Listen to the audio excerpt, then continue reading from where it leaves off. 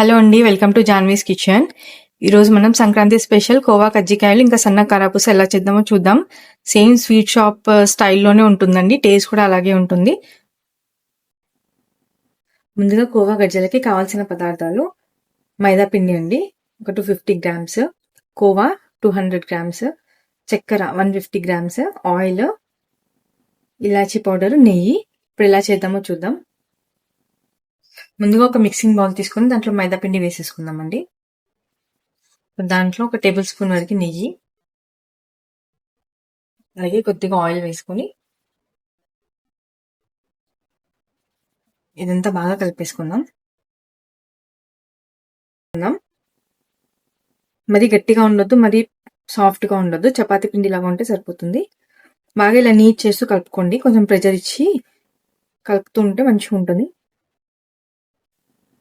చూడండి, ఇలా సాఫ్ట్గా తడుపుకుంటే సరిపోతుంది. దీన్ని ఒక 15 నిమిషాలు పక్కన పెట్టుకుందాం.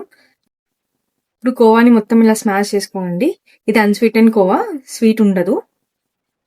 మొత్తం ఇలా స్మాష్ చేసుకోండి. ఫస్ట్ చూడండి, ఇలా మొత్తం స్మాష్ చేసుకున్న తర్వాత ఇప్పుడు దీంట్లో ఒక 2 టేబుల్ స్పూన్ చక్కెర పొడి వేసుకుందాము. చక్కెరని మిక్సీ పట్టుకుంటే సరిపోతుందండి. చక్కెర పొడి, కొద్దిగా ఇలాచి పౌడర్ ఒక 1/2 టేబుల్ స్పూన్ వేసి ఇదంతా బాగా కలిసేలాగా కలుపుకుందామండి. కొంచెం టైం పడుతుంది, ఒక 3 to 4 మినిట్స్ వరకు మొత్తం కలపాల్సి వస్తుంది.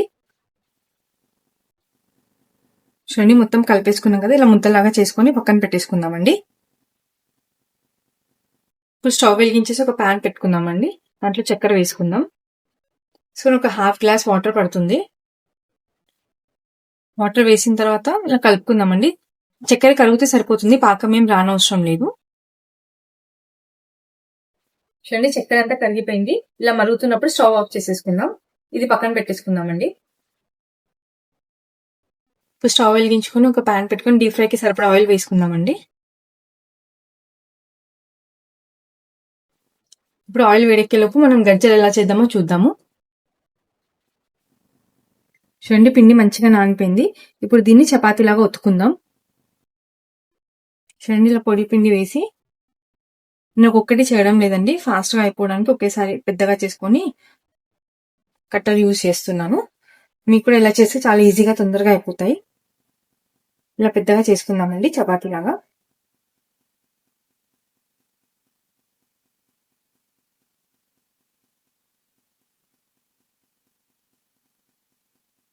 నేను ఇలా చపాతీలాగా చేసుకున్నాను. ఎంత వీలైతే అంత పలచగా చేసుకోవాలండి.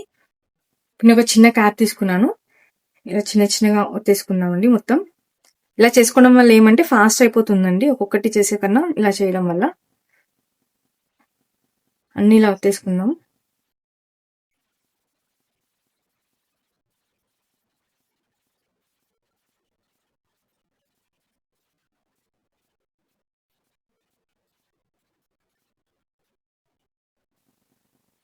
చూడండి, అన్ని నేను ఇలా ఒత్తేసుకున్నాను. ఇప్పుడు ఎక్స్ట్రా పిండి అనేది తీసేసుకుందాము.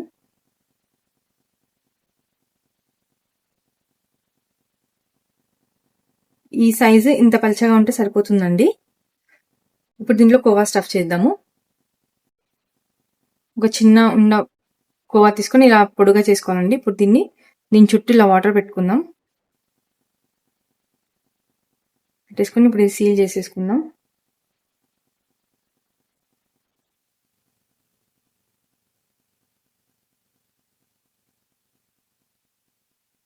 ఇప్పుడు దీన్ని అల్లుకుందామండి.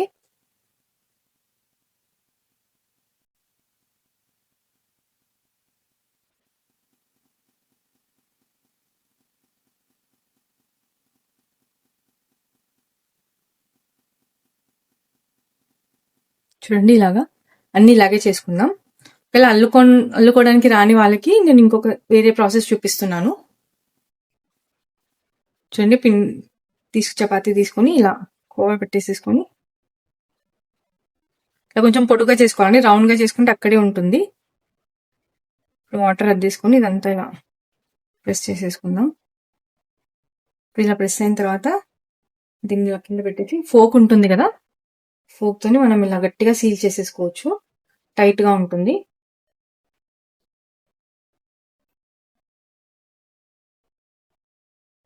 చూడండి, ఇప్పుడు ఇలా టైట్ గా అయిపోయింది కదా. అల్లుకోవడానికి రాని వాళ్ళు ఇలా ట్రై చేయండి. టైట్‌గా చేసుకోవాలండి. ఓపెన్ అయిపోయిందంటే మొత్తం కోవా అనేది అంతా ఆయిల్‌లోకి వచ్చేస్తుంది. ఈ విధంగా చేసుకొని అన్ని ఇలాగే చేసుకొని పక్కన పెట్టేసుకుందాం. ఆయిల్ వేడెక్కిందండి. ఆయిల్ మరీ వేడిగా ఉండొద్దు. కొంచెం వేడైతే సరిపోతుంది. మనం చేసి పెట్టుకున్న కోవాని దీంట్లో వేసేద్దాము.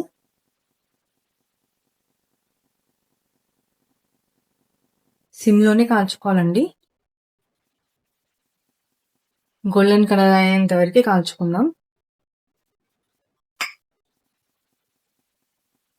చూడండి అవే ఇట్లా పైకి వస్తాయి. పఫ్ అయితే మనం ఏం కలపొద్దు. కలిపితే చితికిపోతాయి.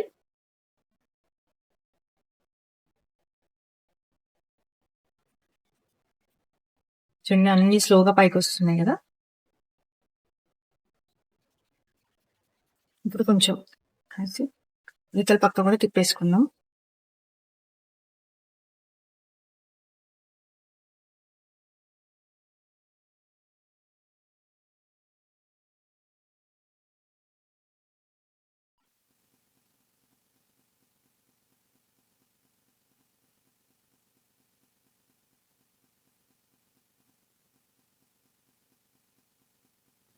ఇలా తిప్పుతూ గోల్డెన్ బ్రౌన్ వచ్చేంత వరకు ఫ్రై చేసుకుందామండి.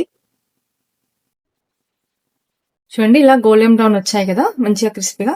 ఇప్పుడు వీటిని డైరెక్ట్ గా పాకంలో వేసుకుందామండి. షుగర్ సిరప్ లో వెంటనే వేసేసేయాలి. అప్పుడే మనకి షుగర్ సిరప్ అనేది బాగా పీల్చుకుంటాయి ఇవి.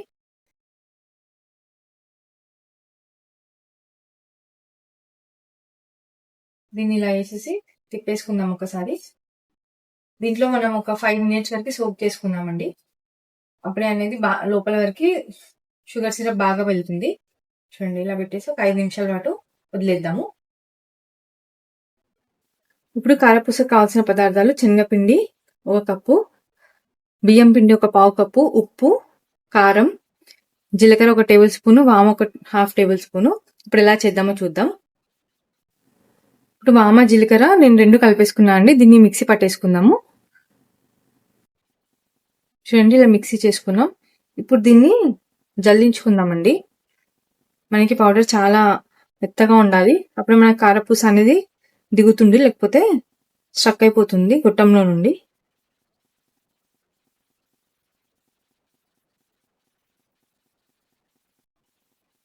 చూడండి ఇలా మెత్తగా ఉండాలి. అప్పుడే మనకి బాగా వస్తాయి. ఇప్పుడు పిండి ఎలా కలుపుకుందామో చూద్దాం. ఇప్పుడు ఒక మిక్సింగ్ బౌల్ తీసుకుని శనగపిండి వేసేసుకుందామండి. ఒక 200 గ్రాములు ఉంటుంది శనగపిండి. బియ్యం పిండి 1 table spoon salt, 1 half table spoon కారం, మనం మిక్సీ చేసుకున్నాం కదా జీలకర్ర వామ, అది కొద్దిగా వేసుకుందాం. 1 హాఫ్ టేబుల్ స్పూన్ అంతా. ఇప్పుడు ఇదంతా బాగా కలిపేసుకుందామండి. దీంట్లో మనం వేడి నీళ్ళు వేసి కలుపుకుందామండి. చూడండి కొన్ని వేడి నీళ్ళు వేద్దాము.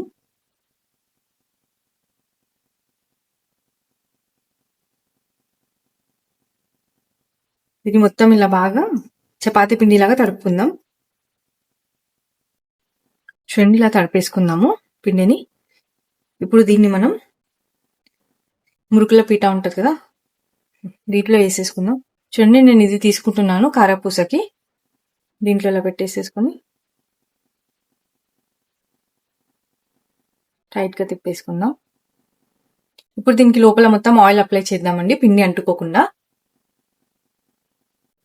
ఆయిల్ పెట్టేసుకున్నా అండి నేను లోపలంతా. ఇప్పుడు చేయి కొంచెం తడి చేసుకొని పిండి తీసుకుందాం.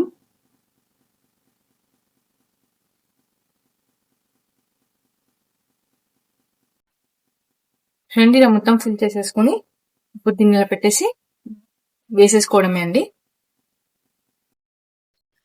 ముందు ఒక ప్యాన్ పెట్టుకుని డీప్ ఫ్రైకి సరిపడా ఆయిల్ పోసుకున్నానండి. ఆయిల్ చాలా వేడిగా ఉండాలి. వేసేటప్పుడు మంట లో ఫ్లేమ్ లో ఉండేటట్టు చూసుకోండి.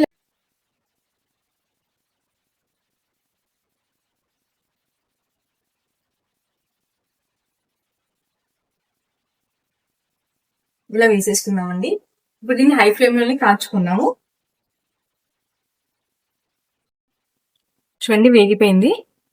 ఇప్పుడు దీన్ని తీసేసుకుందాం ఒక ప్లేట్లోకి. ఇలాగే మొత్తం పిండి చేసుకుందామండి. అంతే అండి, ఎంతో టేస్టీగా ఉండే కోవా కజ్జికాయ ఇంకా సన్నకార పూస రెడీ అయిపోయిందండి. మీరు కూడా ఈ పండగకి ట్రై చేసి ఎలా వచ్చిందో కమెంట్ చేయండి. మీకు కనుక ఈ వీడియో నచ్చినట్టయితే మన వీడియోని లైక్ అండ్ షేర్ చేయండి. అలాగే మన ఛానల్ సబ్స్క్రైబ్ చేసుకోండి. Thank you for watching.